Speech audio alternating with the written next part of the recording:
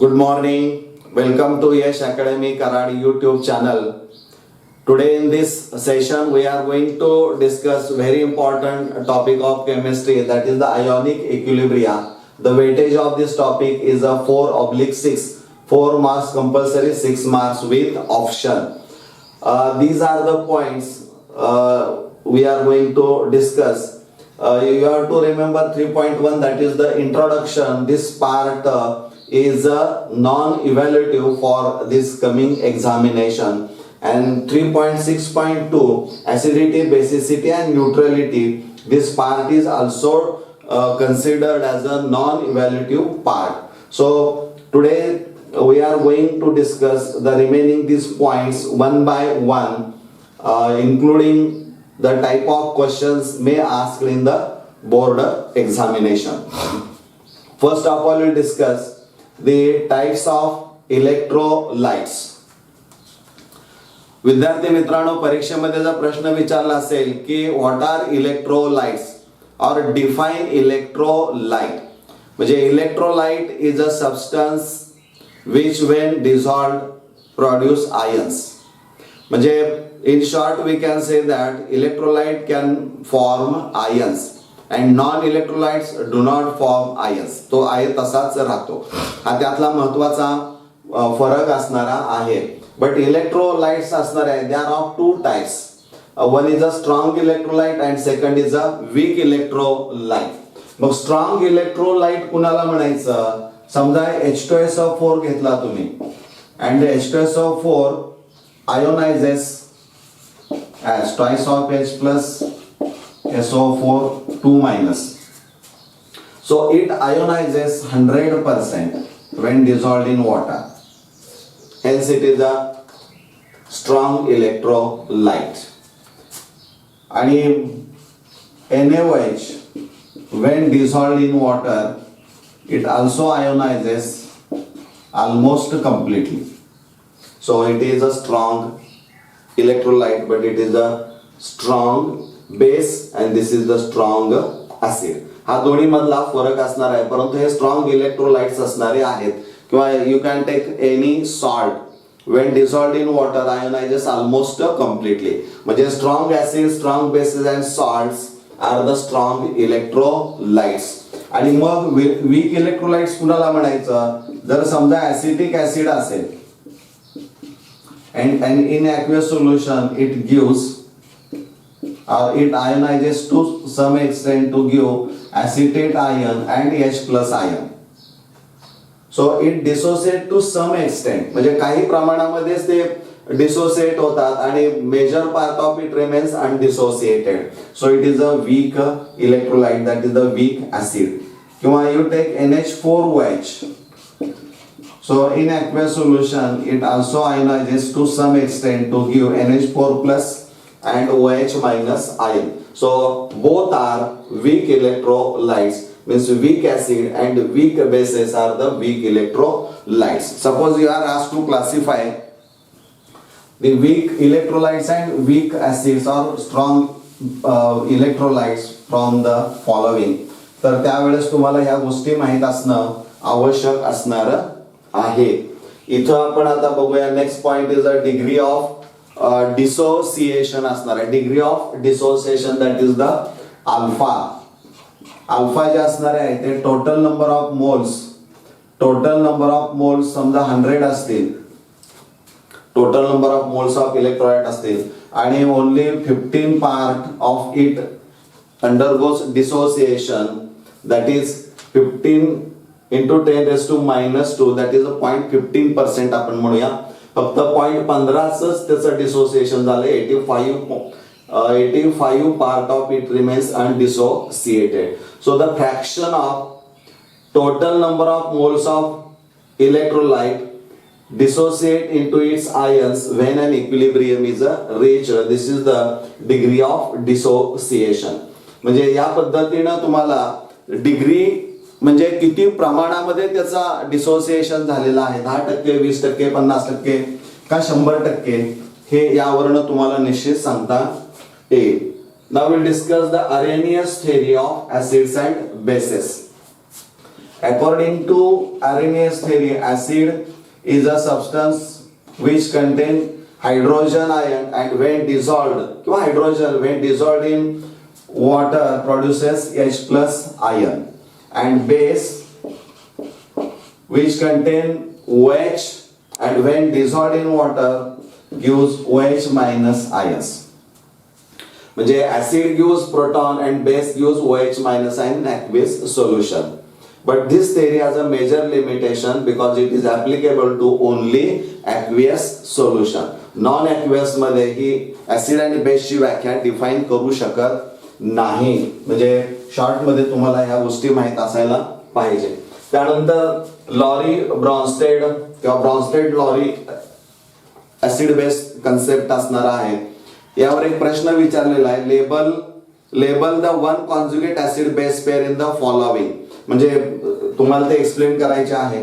Reaction समजा अशी दिलेली आहे, H2SO4 आहे प्लस वॉटर आहे इक्विलिब्रियम विथ HSO4 -1 प्लस इथं H3O प्लस असणार आहे. You have to label the conjugate acid base pair 1 and 2. पण तत्पूर्वी तुम्हाला लॉरी ब्रॉन्स्टेड किंवा ब्रॉन्स्टेड लॉरी कन्सेप्ट जो असणार आहे ऍसिड बेसचा तो तुम्हाला माहित पाहिजे.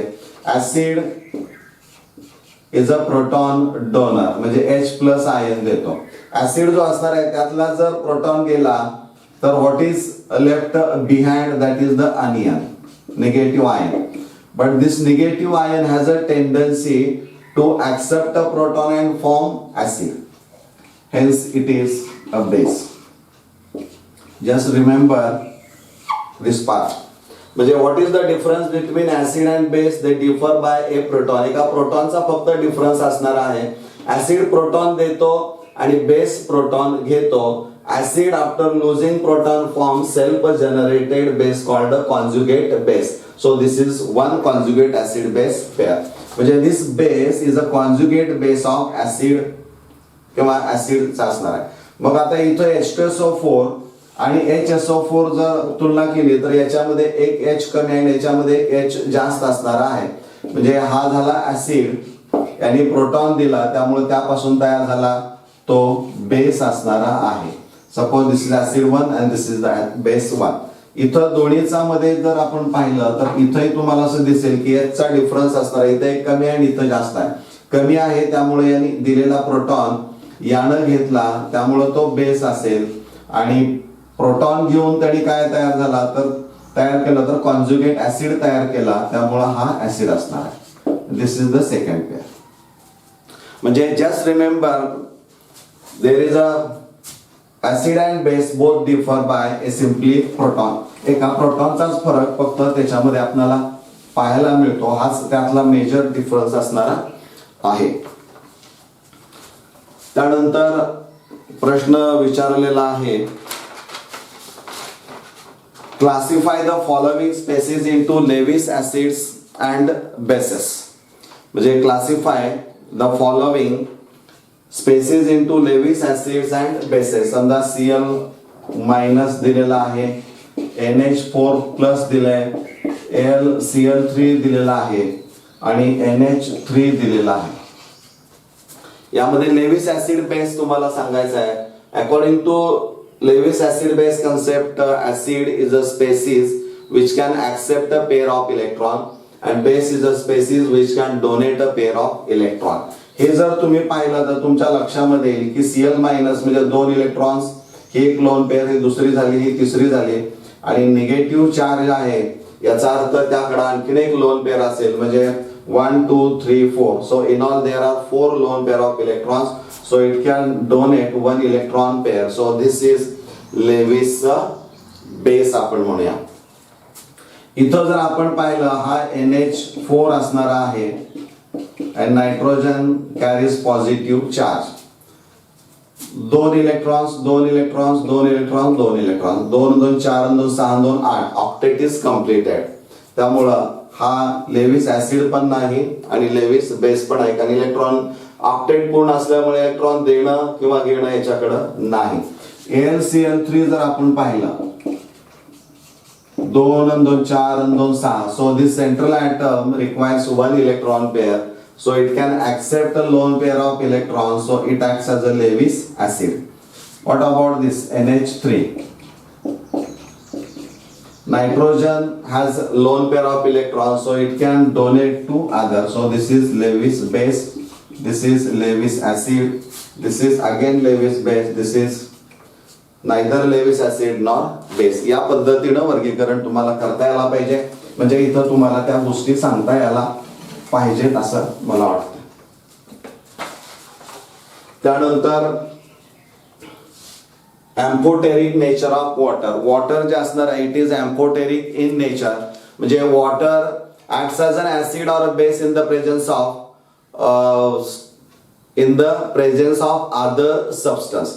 म्हणजे water acts as an acid in the presence of base stronger than itself. म्हणजे HCl वॉटर आणि HCl ची रिएक्शन जर केली, वॉटर आणि अमोनियाची रिएक्शन जर केली तर त्यावरून तुमच्या लक्षामध्ये येईल की इथं तुम्हाला वेगळेपण पाण्याचं दिसेल. H2O प्लस HCl असेल तर HCl ऍसिड असेल, वॉटर बेस असेल. H2O प्लस NH3 असेल तर वॉटर तिथं काय असणार आहे, ऍसिड असेल, आणि इकडं अमोनिया हा बेस असणार आहे. या रिएक्शन्स तुम्हाला दोन माहित पाहिजेत आणि या दोन्ही रिएक्शन वर्ण तुम्हाला amphoteric dual nature of water you have to explain. Dissociation constant जो असणार आहे Ka Kb, तर ऍसिडचा डिसोसिएशन कॉन्स्टंट तुम्हाला काढावा लागेल Ka आणि acid dissociation constant, base dissociation constant. त्यानंतर Ostwald dilution law for weak electrolytes. म्हणजे याच्यावरही प्रश्न विचारलेला आहे तुम्हाला. डिराइव्ह द रिलेशन किंवा equation which implies that the degree of dissociation of weak acid is inversely proportional to the square root of its concentration असं म्हटलं जातं. म्हणजे इथं जो पहिल्यांदा असणार आहे तो तुम्हाला Ka किंवा Kb वीक ऍसिड आणि वीक बेसच्या बाबतीमध्ये काढावा लागेल. त्यानंतर तुम्हाला जे रिलेशन डिराइव्ह करायला लागणार आहे ते K is equal to alpha square into C असेल आणि मग अल्फाची व्हॅल्यू तुम्ही काढू शकता. तसंच इथं Kb ची व्हॅल्यू देखील तुम्ही काढू शकता. म्हणजे त्यावरून हे रिलेशन तुम्हाला डिराइव्ह करता येईल. Auto ionization of water.